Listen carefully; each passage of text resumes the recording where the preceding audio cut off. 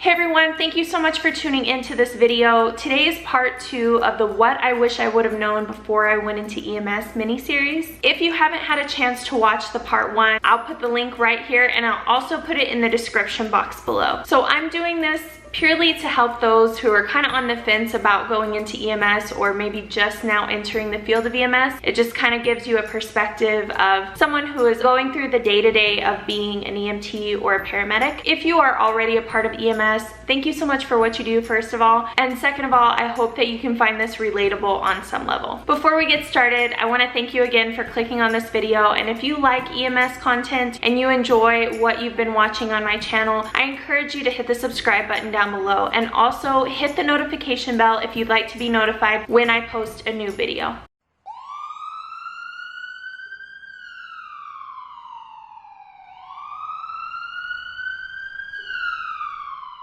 If you've been in EMS for any substantial amount of time, I know you have been on a call that has stumped you, confused you.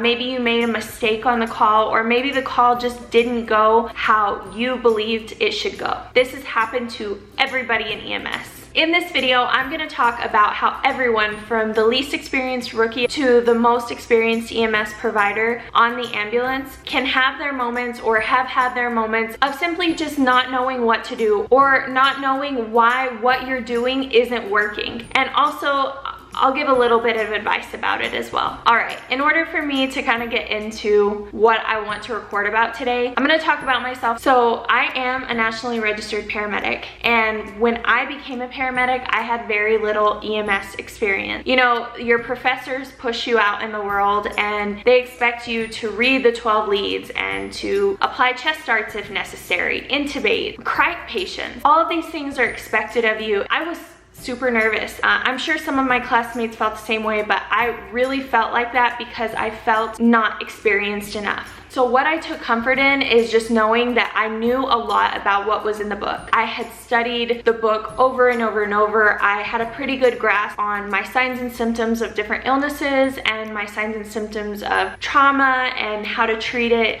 and what have you. So I took comfort in knowing that when the tone dropped, which by the way made me scared for probably the first like 7 or 8 months, but I took comfort in knowing that I knew what was in the book. So let me just tell you right now, I was so wrong.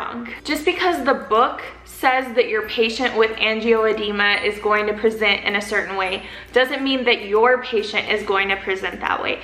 Just because the book shows you how to do a cric and you watched a video and it was clear and concise and you performed it 50 times on the mannequin in class doesn't mean that when the time comes it's going to be easy. Just because they say something is rare doesn't mean that it's never going to happen and that you shouldn't learn how to treat it. Because as quickly as they tell you, oh, you'll never see that, you'll see it, and you don't want to be the moron that didn't pay attention in class and didn't learn how to treat this. So knowing what is in your book isn't everything. You need to lean on your common sense.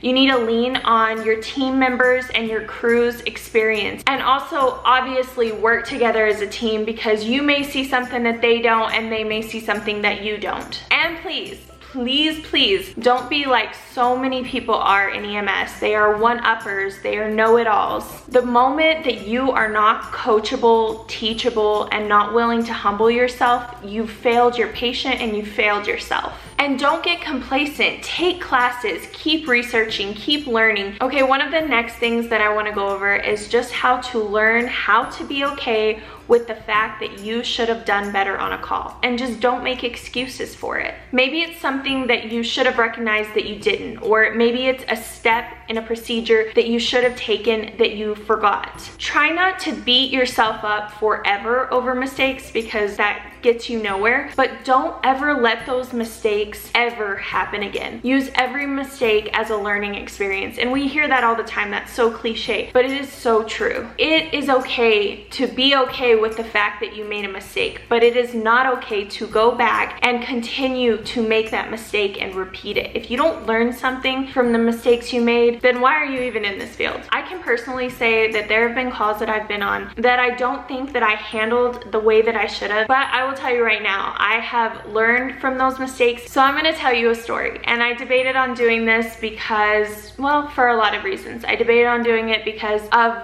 what people will say, the comments that will come in, and just having your mistakes out there for the world to know is kind of scary, but I'm gonna say it. So I went on a call, it's been a long time ago, for a gunshot wound, multiple gunshot wound patient. So I get on scene and we get the patient out of the situation and into the ambulance. And we're establishing bilateral IVs, we're treating for shock. A couple of the gunshot wounds were in his like abdomen area. We were suspecting that there was internal bleeding. Basically everything that we could do within our scope, we were doing. So we get to the hospital and we're dropping the patient off, and his shirt had been removed, but his shorts had not. He still had his shorts on. And there was a gunshot wound that we did not discover throughout the call. And first of all, you want to talk about embarrassed. I was incredibly embarrassed because I felt like I mean, that's the most basic thing that you learn before. You don't need to go to medic school to know that on a trauma victim, you take their clothes off and you make them trauma naked, right? To find their wounds. I didn't do that. And it was really, really embarrassing. I was super ashamed. I don't know what to say. I immediately, as soon as we got the patient into the ER, realized my mistake, and they found another gunshot wound. Did it make a difference? No. But could it have? Absolutely. And could it have cost the young man his life in a different scenario? Yeah, it could have. Guys, I could not sleep after that call. I was so disappointed in myself. Yeah, I still, even just talking about it now, it's like, it's crazy. It brings all that back. I had days off after that shift and I was hanging out with my husband and it just ate me up. I was so embarrassed and I really felt like I had let down my crew and I had just let down everybody. So I learned from it. That was probably one of my first experiences feeling like, okay, if that hadn't gone exactly how it went, it could have been terrible. I didn't know if I was going to tell this story or not, and it sucks like hearing it come out of my mouth. Anyway, I made a huge mistake and I owned it, and now I tell all the new people that I come in contact with, I tell them about that, because I really do feel like if you own your mistakes and you learn from them, they're beneficial. Do I wish I didn't have to learn that way? Do I wish I would have done it right? Yeah, for sure. But I definitely feel like I learned a really good lesson. So anyway, enough about that.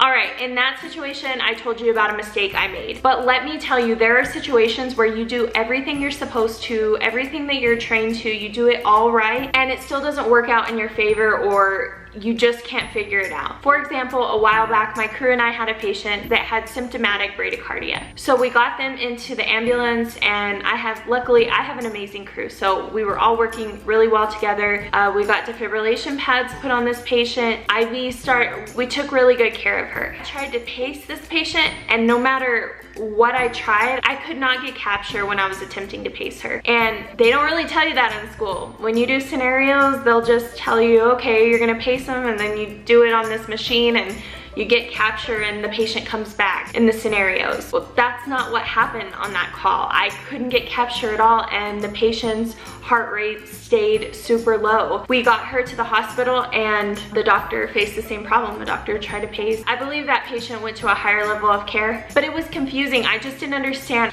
I was told this is what you do when this happens, and then this is what is supposed to happen, and it didn't happen. And that is EMS.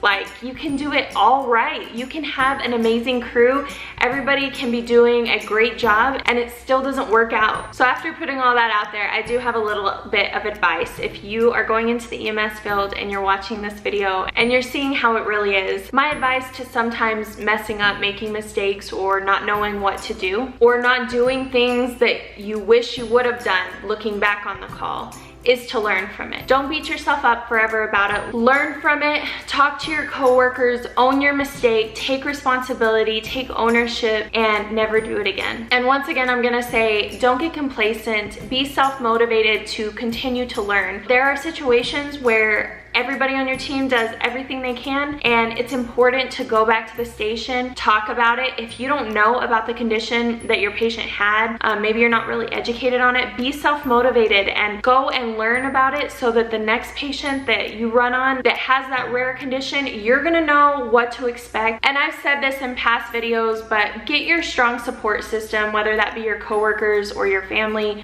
Lean on your religion, because sometimes, just like I told you, I had a hard time sleeping after that call. Even though what I had done didn't change the outcome of the patient, it still bothered me enough to affect my sleep. But I have amazing coworkers, I have an amazing husband. Just have somebody who you can vent to or talk to. All right, y'all, I hope you learned something from this video. Just know that one day you will make a mistake in the EMS field, or lots more than just one mistake. And as long as you continue to learn from them and be a better provider, it's not the end of the world. We are human. If you like this video and you would like to see more like it, let me know by liking it and also sharing it with all of your fellow and aspiring EMS junkies. Until next time, guys.